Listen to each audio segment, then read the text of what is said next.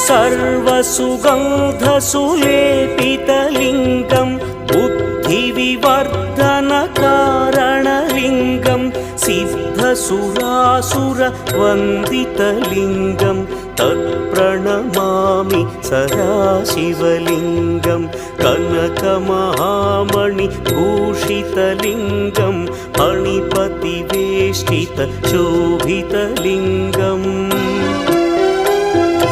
दक्षसुयज्ञविनाशनलिङ्गं तत्प्रणमामि सदाशिवलिङ्गम्